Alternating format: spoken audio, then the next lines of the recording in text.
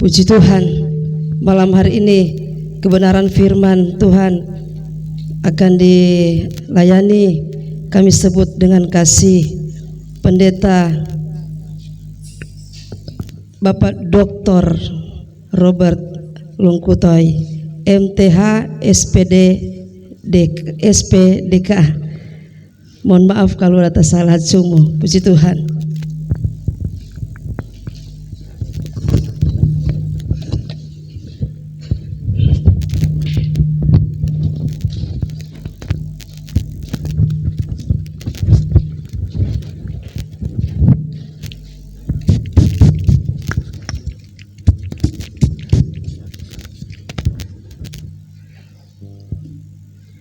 Salam sejahtera dalam kasih Tuhan Yesus Kristus.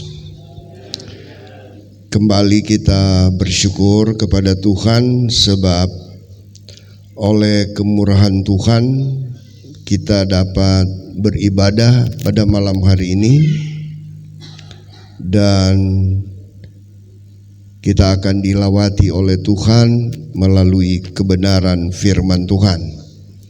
Kita akan renungkan firman Tuhan yang dibaca pada Perjanjian Baru 1 Petrus pasal 2 ayat 9 dan 10. Saya jemput saudara berdiri untuk menghormati Tuhan melalui pembacaan firman Tuhan.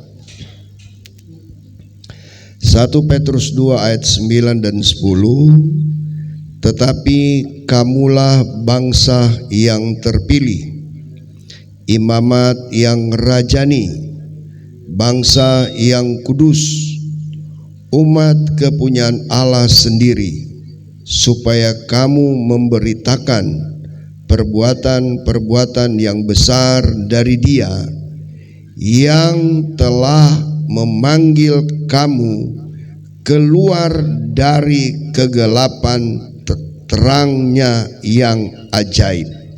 Kamu yang dahulu bukan umat Allah, tetapi sekarang telah menjadi umatnya, yang dahulu tidak dikasihani, tetapi yang sekarang telah beroleh belas kasihan. Terima kasih. Silakan saudara duduk kembali. Saudara-saudara, 600 sampai 700 tahun sebelum Yesus lahir, para nabi telah bernubuat bahwa nanti akan lahir juru selamat umat manusia. Yang dinubuatkan para nabi adalah juru selamat itu akan lahir, akan mati, akan bangkit, akan naik ke sorga, dan akan datang pada kali yang kedua. Puji Tuhan, 2000 lebih tahun lalu nubuatan itu telah digenapi. Ternyata yang dinubuatkan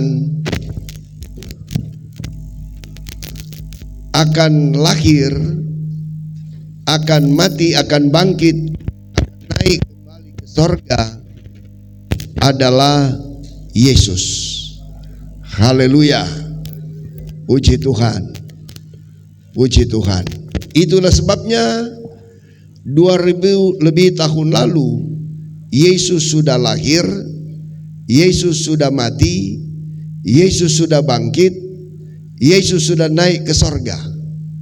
Dari 5 nubuatan, 4 sudah digenapi.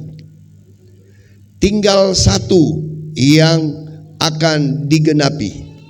Itulah kedatangan pada kali yang kedua. Itu pun kalau mata rohani kita melek, maka kita akan berkata bahwa seperti kata Yesus, ketika Yesus akan naik ke sorga, para murid bertanya, kapan Yesus engkau akan datang pada kali yang kedua? Yesus menjawab, saya tidak tahu kapan akan datang pada kali yang kedua. Yang tahu hanya Bapa di sorga. Tetapi Yesus memberikan indikasi daripada kedatangan Yesus kali yang kedua. Kata Yesus, kamu lihat saja, kalau dunia sudah tidak aman karena terjadi pertikaian, pertengkaran, peperangan di mana-mana, itu merupakan tanda bahwa aku segera datang kembali. Ada satu lagi yang ditekankan oleh Yesus. Selain fenomena alam, ada satu lagi, yaitu kalau kasih semakin tawar, kasih semakin dingin, maka ini tanda bahwa kedatangan Yesus pada kali yang kedua semakin dekat. Maka saya katakan tadi, kalau mata kita, mata rohani kita melek, maka kita akan berkata, sekarang ini kita berada pada situasi di mana kita sedang menanti kedatangan Tuhan pada kali yang kedua yang semakin dekat. Haleluya. Puji Tuhan. Puji Tuhan. Saudara-saudara,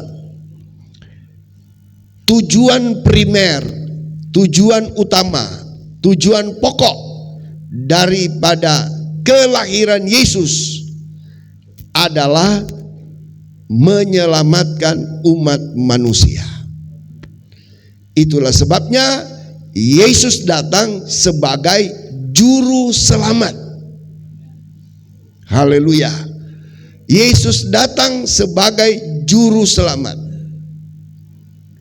Dan karena Yesus juru selamat, maka kata firman Allah bahwa bagi Lukas 2 ayat 11, Yesus datang sebagai juru selamat. Nah, bagi dia yang mau selamat, Yohanes 3 ayat 16, percaya kepada dia kalau mau selamat. Tetapi tidak berhenti pada percaya. Tidak berhenti pada percaya. Yohanes 14 ayat 6 sampaikan bahwa Yesus adalah jalan dan kebenaran. Kata jalan di situ dia menggunakan bahasa aslinya hodos. Hodos artinya ajaran. Nah, dengan demikian pahamlah kita, bagi orang yang mau selamat, percaya kepada Tuhan dan ikuti ajaran Yesus. Kalau mau selamat. Nah, ajaran Yesus bagi yang mau selamat, Lukas 2 ayat 3 berkata bahwa, oh ya, boleh? Lukas 2 ayat 3. Ini ajaran Yesus bagi yang mau selamat. Kalau bicara kelahiran Yesus, kita tidak boleh keluar dari area, dari wilayah keselamatan. Nah, Lukas 3 ayat 3.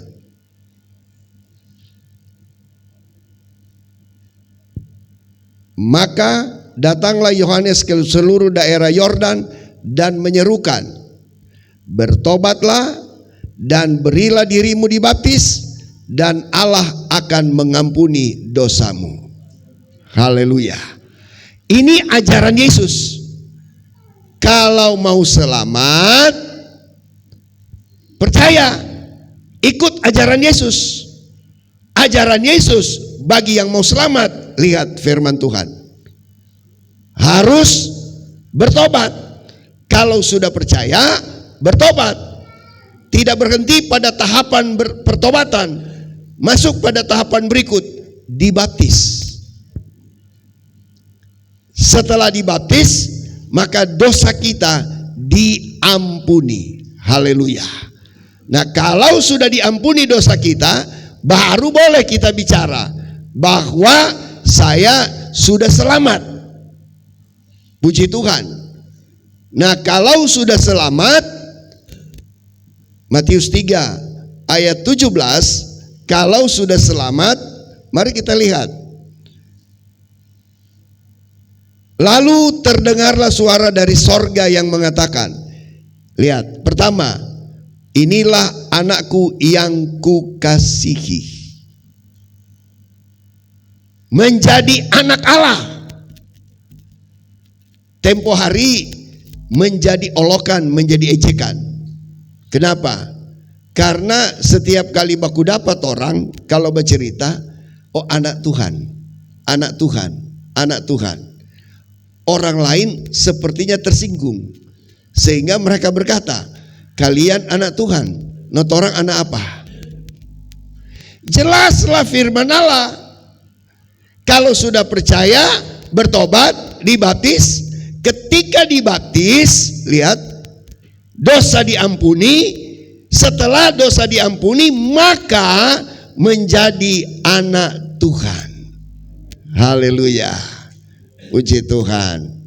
Cuma ironisnya apa? Anak Tuhan baku-baku marah. Sebenarnya anak Tuhan baku-baku sayang. Bukan baku-baku benci. Bukan baku-baku marah. Anak Tuhan baku-baku sayang. Gitu kan? Ada filosofi tua berkata, buah jatuh tidak jatuh daripada. Begitu lagi torang, anak Tuhan. Nah, anak Tuhan boleh jauh daripada ajaran Tuhan. Nah, ajaran Tuhan baku-baku sayang. Kalau Tuhannya nak sayang petorang, Tuhannya nak lahir. Dia mau dia datang dari singgah sana turun sampai ke perut bumi dalam rangka menyelamatkan umat manusia. Itu karena kasih sayangnya kepada kita. Dengan demikian sebenarnya turunannya anak Tuhan boleh baku-baku marah, mesti baku-baku sayang. Haleluya. Puji Tuhan. Itu sesama anak Tuhan, apalagi suami istri. Ini boleh baku-baku marah, mesti baku-baku sayang. Apapun terjadi, baku sayang. Haleluya. Yang kedua, DP sekunder, saudara perhatikan, DP primer itu jadi anak Tuhan. Setelah dosa diampuni, baru DP sekunder apa? Berkenan di hadapan Tuhan.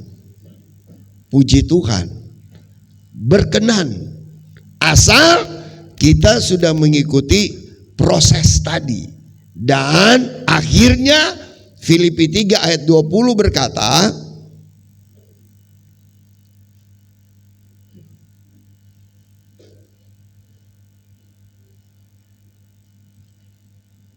karena kewargaan kita adalah di dalam sorga, dan dari situ juga kita menantikan Tuhan Yesus Kristus sebagai juru selamat. Ini, jadi endingnya kita menjadi warga sorga. Haleluya. Tapi ingat-ingat, baru warga sorga, de jure-nya secara hukum kita sudah warga sorga, tetapi de facto-nya belum di sorga. Jadi ada kemungkinan nyandak masuk sorga. Jangan ikut-ikut tuh ajaran sesat. Ajaran sesat sekarang berkembang.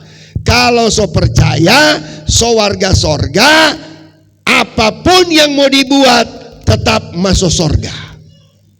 Itu ajaran sesat, jangan diamenkan.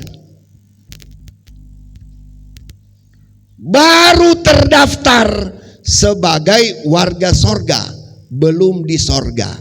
Sekali lagi, ada kemungkinan nyandak masuk sorga. Makanya doktrin kita GPDI, langkah akhir yang menentukan, bukan langkah yang pertama. Puji Tuhan. Orang mesti pertahankan ini. Karena yang menentukan langkah akhir. Biar leso terdaftar sebagai warga sorga, so baptis, kong mati di got karena mabok, mati di meja judi, mati pak hugel pe rumah. Mau apa? Mau sorga itu? Neraka itu. Karena setelah mengikuti proses keselamatan, kita tetap konsisten dengan ajaran Yesus. Haleluya. Ajaran Yesus itulah yang lagu tua bilang begini. Memang kok orang so jarang menyanyi lagu tua. Disarankan tolong, kalau setiap kali ibadah begini ada 8 lagu, 50-50 lah. Ampa lagu baru, ampa lagu tua. Ada tuh lagu, firman Tuhan itu pesawat Allah. Nah gitu. Supaya orang jemaat jaga ingat. Firman Tuhan itu pesawat Allah ke sorga. Jadi harus tetap konsisten dengan kebenaran firman Tuhan. Nah, banggalah kita, jangan sombong, tapi banggalah kita sudah warga sorga. Tapi warga sorga ciri-cirinya tidak munafik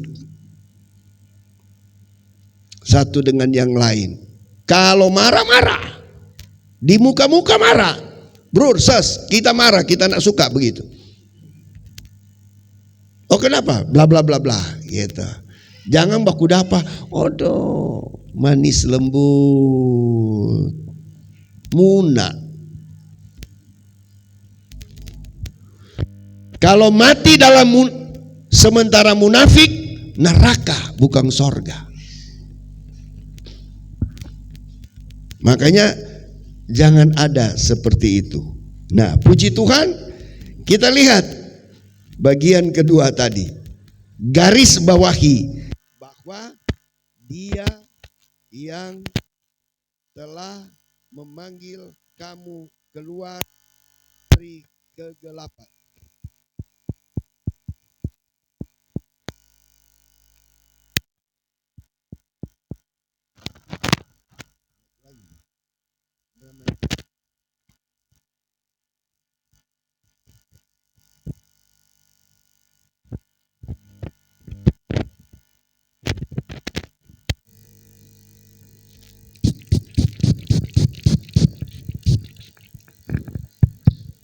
Ya, kita garis bawahi stabilo, dipanggil keluar dari kegelapan dunia, datang pada terang Allah. Jadi ingat-ingat, gereja itu memiliki identitas.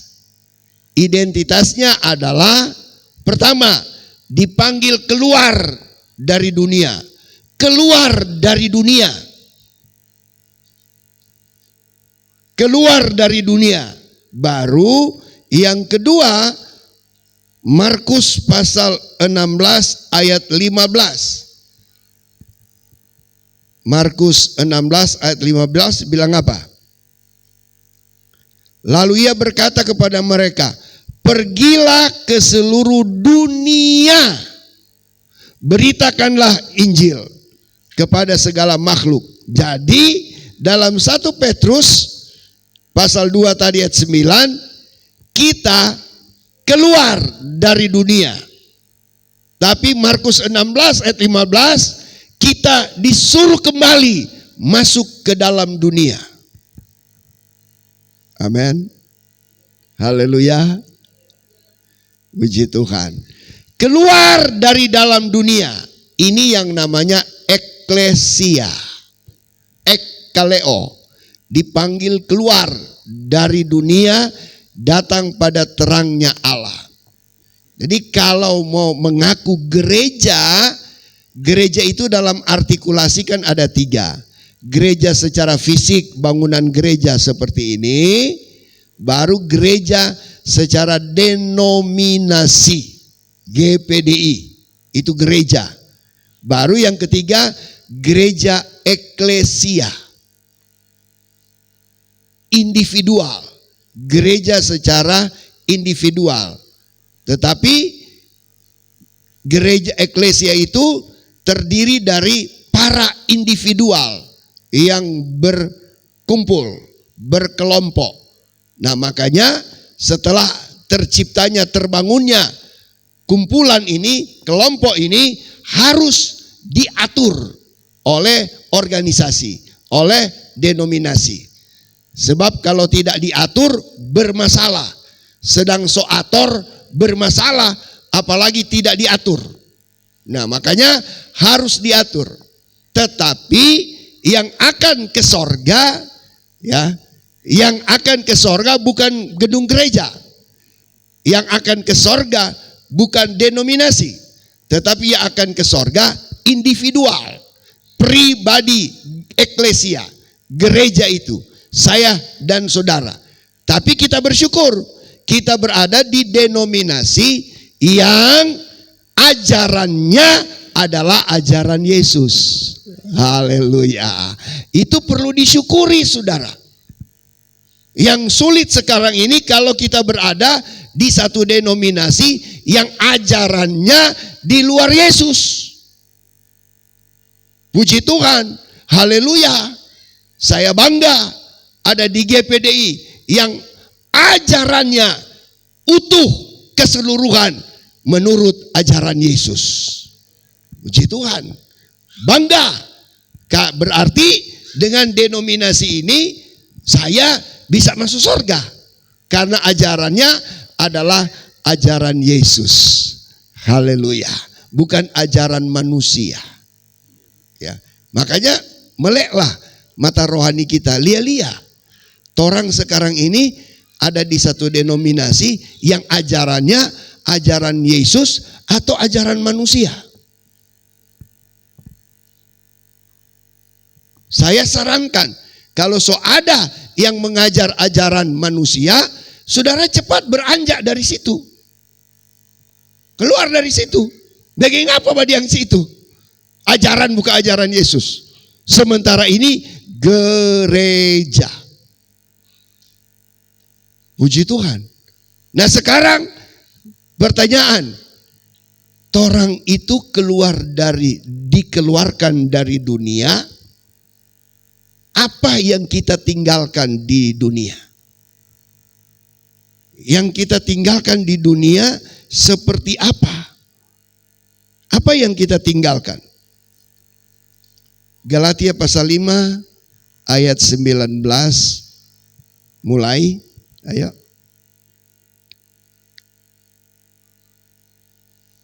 Nah, ini yang ditinggalkan. Ya. Keluar dari dunia. Ini maksudnya kita tinggalkan di dalam dunia. Yang kita tinggalkan adalah perbuatan daging telah nyata, yaitu baca rame-rame. 1, apa? Percabulan. 2, kecemaran. 3, hawa nafsu. 20, penyembahan berhala. Terus sihir. Terus perseteruan. Terus perselisihan. Terus iri hati. Terus amarah. Terus kepentingan diri sendiri. Terus percederaan. Terus roh pemecah. 21. Apalagi? Kedengkian. Apalagi? Kemabukan. Apalagi? Pesta pora dan sebagainya. Nanti besok atau pulang malam ini tulis ulang, ya, tulis, bikin DP daftar, supaya hari-hari orang baca. Ini tuh mesti ditinggalkan. Jangan ini menyatu dengan kita. Tulis baik-baik, kau baca-baca. Dalam keluarga, baku kasih tahu, dengar. Suami bilang pada istri, istri bilang pada suami, orang tua bilang pada anak, anak bilang pada orang tua. Ini yang perlu ditinggalkan.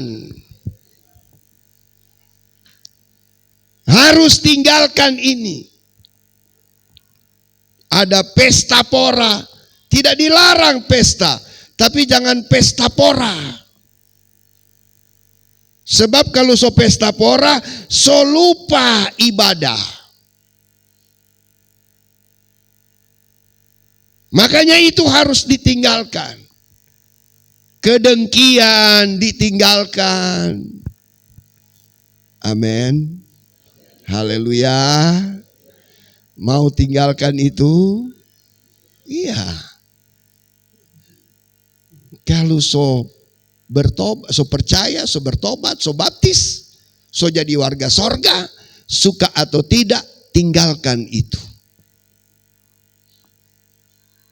Karena orang so tinggalkan dunia dalam arti menjadi warga sorga secara hukum. De jure-nya orang sudah warga sorga. Malo-malo, baking malo. So warga sorga masih baking tuh tabiat duniawi. Oh, kalau datang gereja dapat tako. Lain kali pendeta cuma satu buku dia bawa, Alkitab. Oh, lain kali ada tuh jemaat, dia so bawa di kanan 2, di kiri 3, buku-buku banyak. Dia bawa. Ada cerita, ini gembala-gembala banyak datang, makanya banyak cerita. Dorang bilang, ada satu waktu di tempat pelayanan dorang di kampung, ada tuh bapak, bukan pendeta. Ada tuh bapak, pendeta katanya. Dia mau tutup ibadah dengan doa.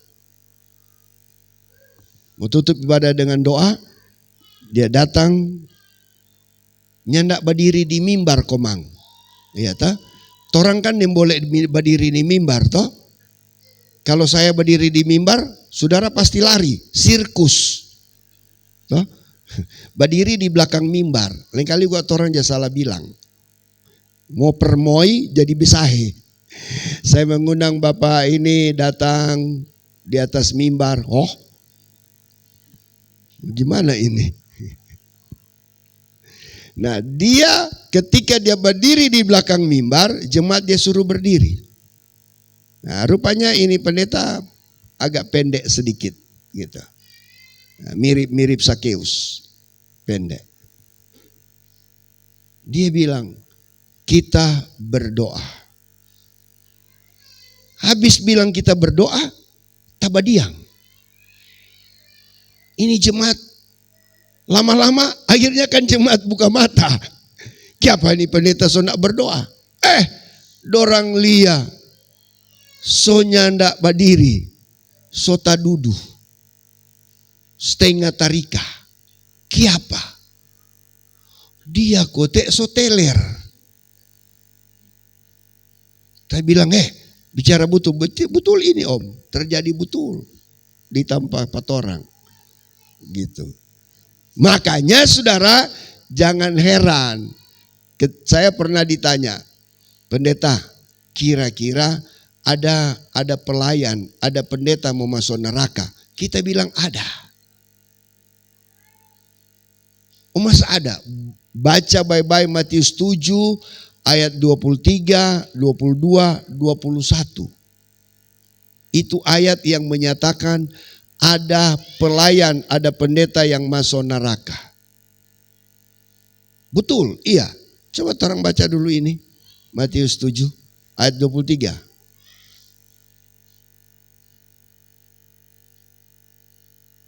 Pada waktu itulah aku akan berterus terang kepada mereka dan berkata, aku tidak pernah mengenal kamu, enyalah daripadaku, kamu sekalian pembuat kejahatan. Kamu lebih dari satu, banyak berarti. Ini saya namakan peristiwa diskualifikasi. Kena diskualifikasi. Sama di dunia olahraga, dia pikir dia karena masuk finish lebih dulu, maka kan biasa kan begitu. Masuk finish lebih dulu berarti juara. Ternyata yang masuk finish kedua yang juara satu. Yang masuk finish yang pertama kena diskualifikasi. Setelah lihat CCTV dia pencuri start. Maka kena diskualifikasi. Nah ini masuk sorga kena diskualifikasi. Yang adalah Yesus sendiri. Yesus bilang, aku tidak kenal kamu. Kamu pembuat kejahatan. Siapa mereka? Ayat 22. Coba lihat. Pada hari terakhir banyak orang akan berseru kepadaku, Tuhan, Tuhan, bukankah kami bernubuat demi namamu dan mengusir setan demi namamu dan mengadakan banyak mujizat demi namamu. Jadi bukan jemaat biasa. Minimal dia pelayan, pendeta yang kena diskualifikasi. Kenapa kena diskualifikasi? Ayat 21. Bukan setiap orang yang berseru kepadaku, Tuhan, Tuhan, akan masuk ke dalam kerajaan sorga, melainkan dia yang melakukan kehendak Bapa-Ku yang di sorga. Haleluya. Puji Tuhan. Tuhan tidak pandang bulu. Siapapun dia, kalau tidak melakukan firman Allah, bahkan disejajarkan dengan penjahat. Kalau tidak mau melakukan firman Allah, disejajarkan dengan penjahat. Biar lagi tahu, berseru kepada Tuhan. Oh, kalau dia menyanyi, kalau dia khotbah, jago. Itu berseru kepada Tuhan. Tapi Tuhan sudah sifatkan, biarlah berseru-seru. Kalau tidak lakukan firman Allah, neraka bukan sorga. Itulah sebabnya saya selalu bilang kepada gembala-gembala yang suka ditampilkan di depan oleh gembala-gembala, singers, pemain musik atau apa, harus yang pelaku firman. Harus pelaku firman. Haleluya. Kalau belum pelaku firman, jangan dulu tampilkan. Jangan dulu tampilkan. Tokoh pendidikan nasional, Ki Hajar Dewantoro bilang apa? Seorang guru, filosofi ini akhirnya diadopsi oleh Indonesia menjadi filosofi kepemimpinan. Seorang pemimpin, dia harus berdiri pada 3 posisi secara fleksibel. Ingarso, Suntu, Lodo. Pemimpin ada di depan untuk dicontohi. Jadi ada di depan begini untuk dicontohi. Bagaimana di muka begini kau belum melakukan firman Allah? Perpuluhannya nak jakase. Mar dia kalau menyanyi, wah luar biasa. Dia kalau berseru luar biasa. Tapi tidak pelaku firman. Orang-orang ini orang yang akan kena diskualifikasi. Makanya gembala-gembala harus tampilkan orang-orang yang melakukan firman Allah. Haleluya. Dengan kalau dia lakukan firman Allah seperti Kejadian pasal 6. Kejadian pasal 6 ayat 22, mari kita lihat firman Tuhan bilang apa? Boleh agak cepat? Dapat. Nah, lihat. Lalu Noh melakukan semuanya itu apa? Tepat seperti yang diperintahkan Allah kepadanya. Demikianlah dilakukannya. Disampaikan oleh Tuhan. Kita so pasti di dunia ini. Ini orang-orang di dunia hidup sesukanya. Jadi saya akan musnahkan dunia ini dengan air bah. Itulah sebabnya buatlah bahtera 300 hasta panjang, lebar 50 hasta, tinggi 30 hasta. Buat itu. Besar nih bahtera ini, saudara. Karena kalau kita konversi ke meter, 1 hasta 45 cm. Berarti 300 kali 45 cm. Dapat berapa meter? 135 meter. Panjang bahtera ini. Dan seterusnya kita lihat. Sebenarnya bisa tawar. Tuhan, susah ini. Setengah mati mau backing ini. Tapi karena orang percaya kepada Tuhan, maka apa yang Tuhan bilang, dia backing. Firman Tuhan bilang apa tadi? Garis bawahi satu kata tadi, apa? Tepat. Tepat. Dia tidak kurangi. Tepat. Amen. Kalau mau backing firman, tepat. Makanya kitab Wahyu bilang, jangan tambah, jangan kurangi, bermasalah. Sesuatu yang tidak tepat itu bermasalah. Harus tepat kalau mau backing firman Tuhan. Dapat berkat 10 juta, perpuluhannya yang tepat berapa? Berapa?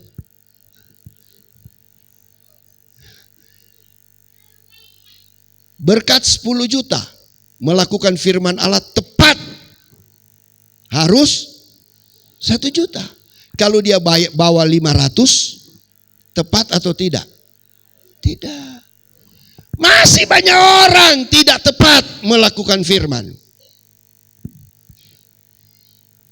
Orang berdoa supaya Roh Kudus mampukan supaya melakukan firman Allah tepat. Haleluya. Puji Tuhan. Karena ini tinggalkan dunia. Sudah warga sorga secara hukum. Nah sekarang Markus 16 ayat 15 tadi.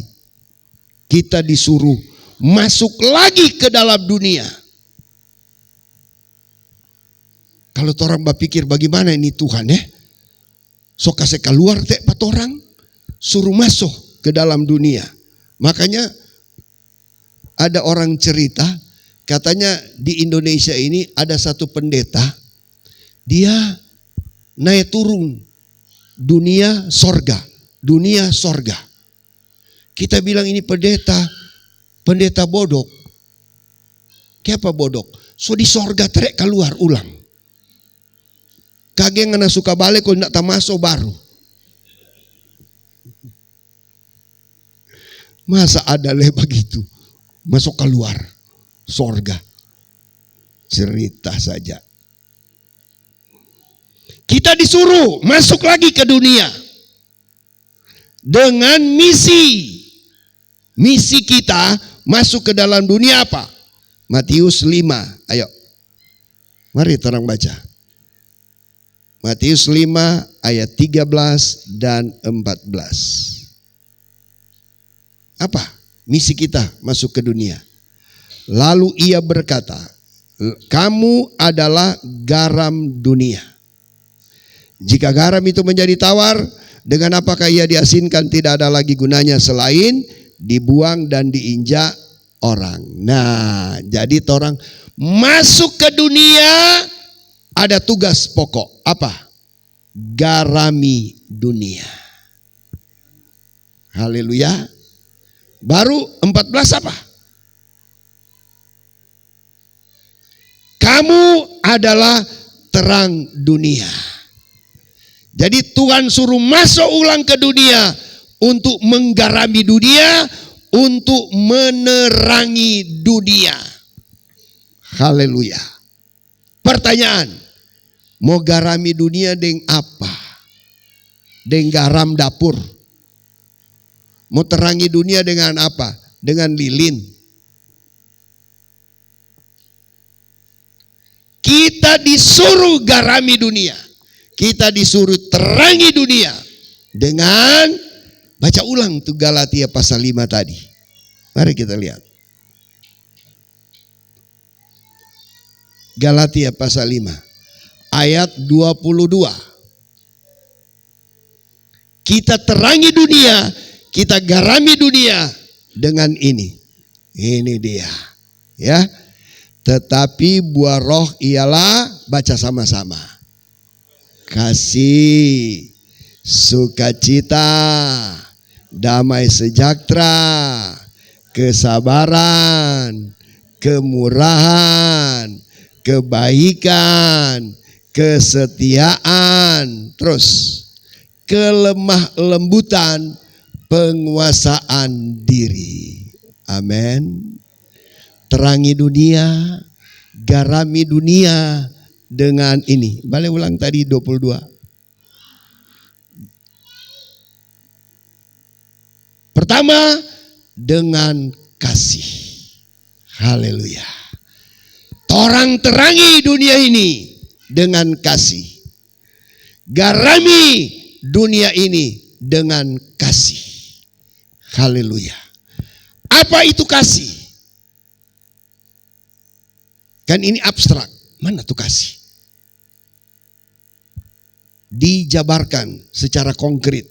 1 Korintus 13 ayat 4.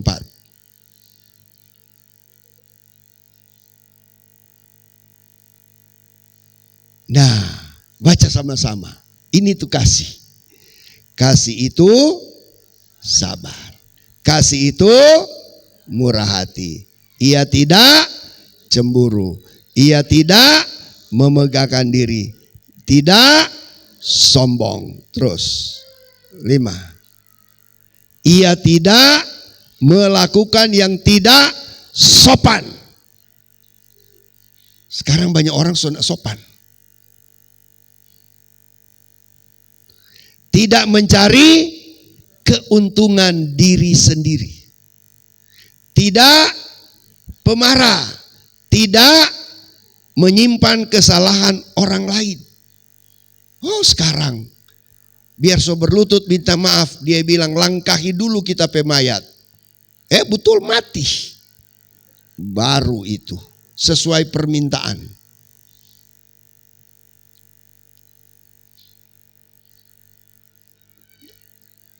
Tidak apa? Bersukacita karena ketidakadilan.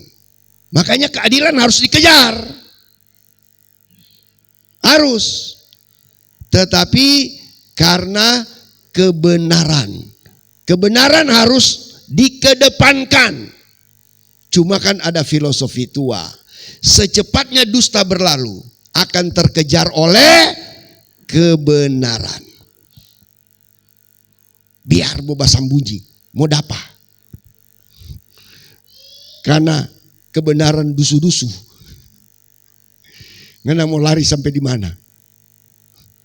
Hosa juga ngana. Kebenaran dapariki. Jadi kita harus terangi dunia, garami dunia, antara lain dengan kasih.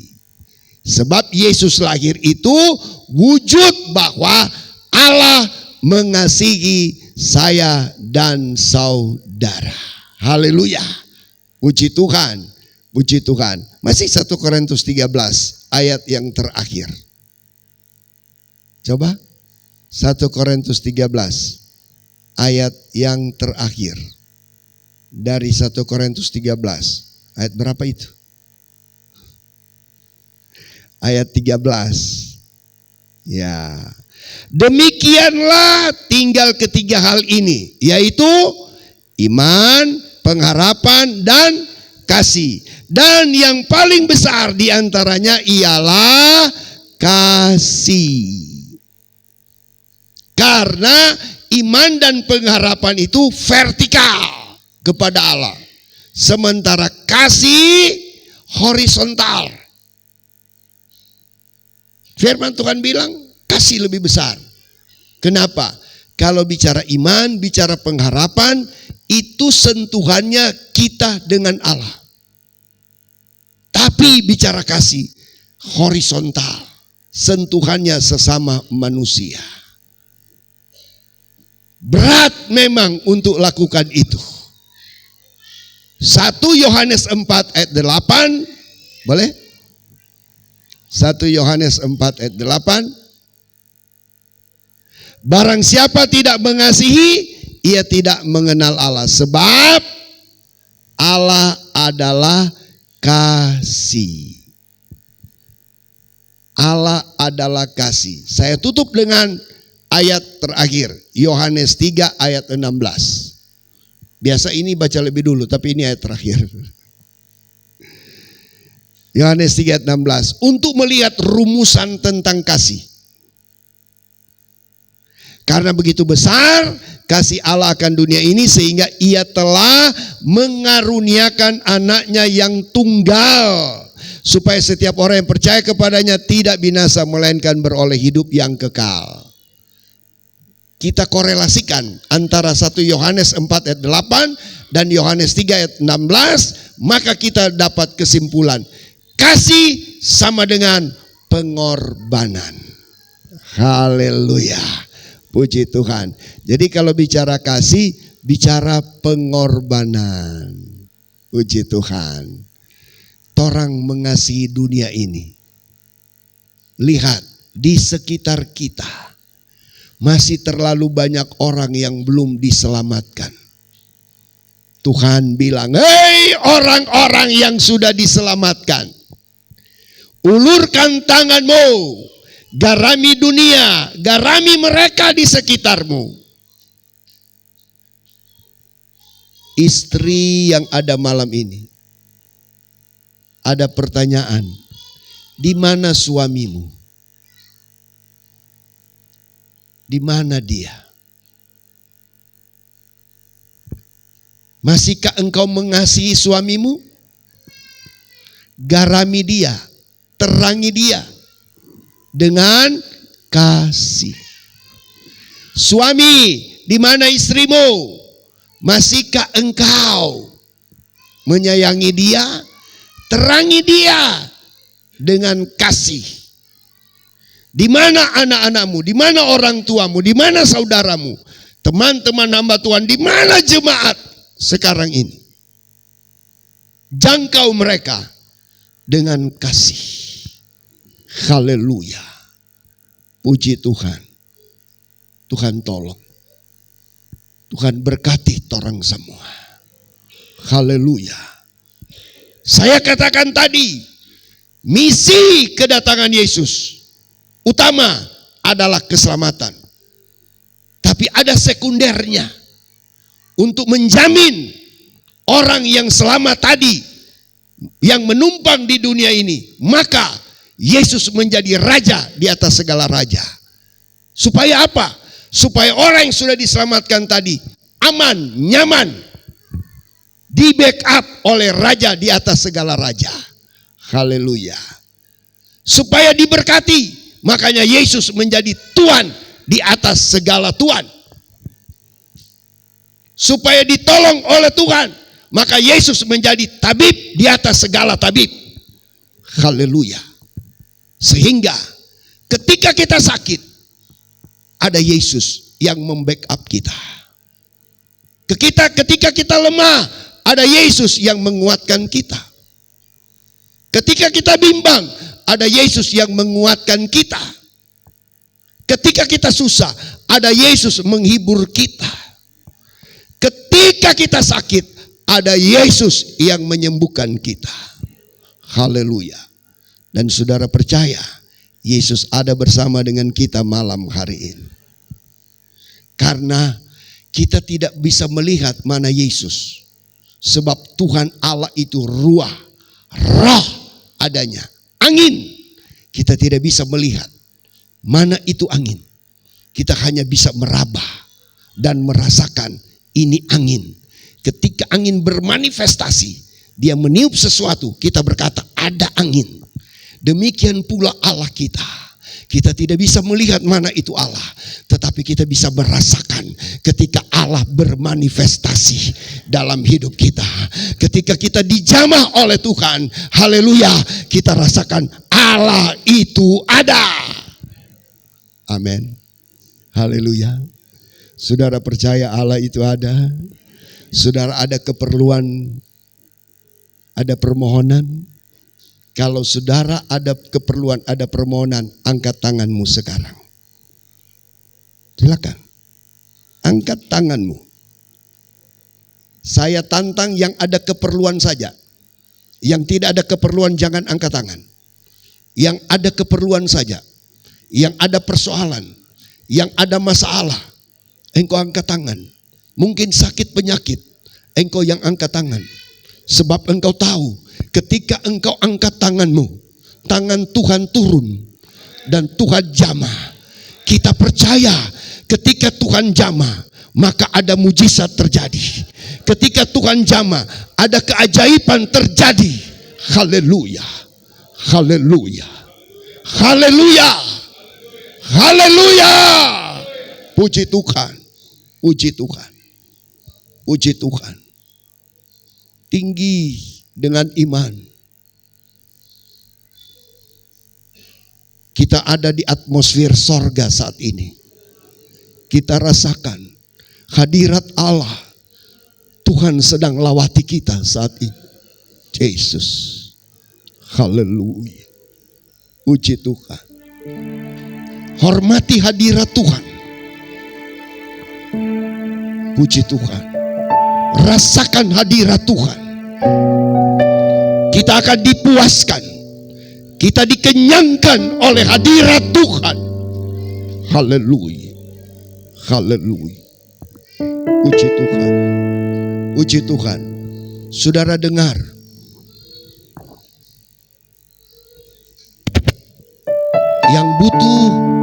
Yang butuh bantuan doa. Yang butuh bantuan doa. Tetap tanganmu terangkat. Saya akan berdoa untuk saudara. Haleluya. Haleluya. Masih tanganmu terangkat. Tanpa musik. Katakan dia jamah. Mari. Dia jamah. Senap hidupku. Dan beri damai di hatiku. Yesus. Semua berubah dan aku tahu Yesus. Haleluya. Puji Tuhan. Sekali lagi. Dengan yakin Yesus jamah kita. Puji Tuhan. Puji Tuhan. Haleluya. Amin, amin, amin, amin. Yesus jamah. Jamah ya Yesus. Jamah ya Roh Kudus. Jamah. Haleluya. Kami percaya malam ini ada mujizat. Kami yakin Engkau berpengapa kepada kami malam ini. Haleluya. Haleluya. Haleluya. Haleluya. Puji Tuhan. Puji Tuhan. Saudara mau melihat mujizat, kata Yesus, jadilah menurut imanmu. Iman itu harus ada tindakan. Iman itu harus ada tindakan.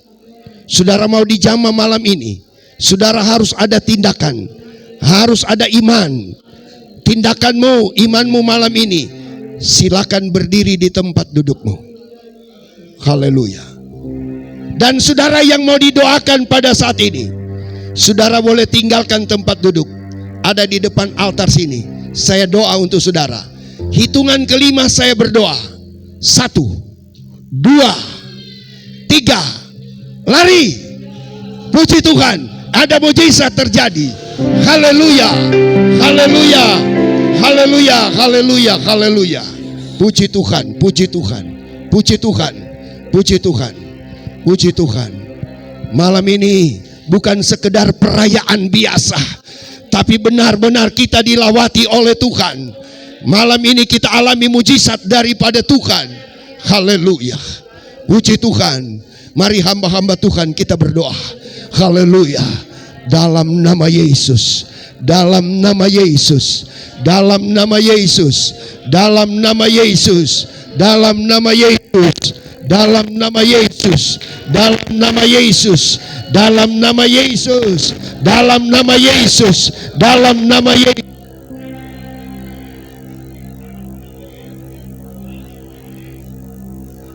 Yesus, dalam nama Yesus, dalam nama Yesus, dalam nama Yesus, dalam nama Yesus, dalam nama Yesus. Haleluya, haleluya, haleluya, haleluya, haleluya, haleluya, haleluya. Kita dilawati Tuhan, kita dijamah oleh Tuhan. Malam hari ini kita kembali dengan mujizat daripada Tuhan. Kita kembali dengan keajaiban daripada Tuhan. Dalam nama Yesus. Dalam nama Yesus. Dengan iman kami menerima kuasa Allah. Kami menerima mujizat daripadamu Tuhan. Di dalam nama Yesus. Dalam nama Yesus. Dalam nama Yesus. Terima kasih buat lawatanmu. Kami bersyukur dalam nama Yesus. Haleluya, haleluya. Amin. Haleluya. Puji Tuhan.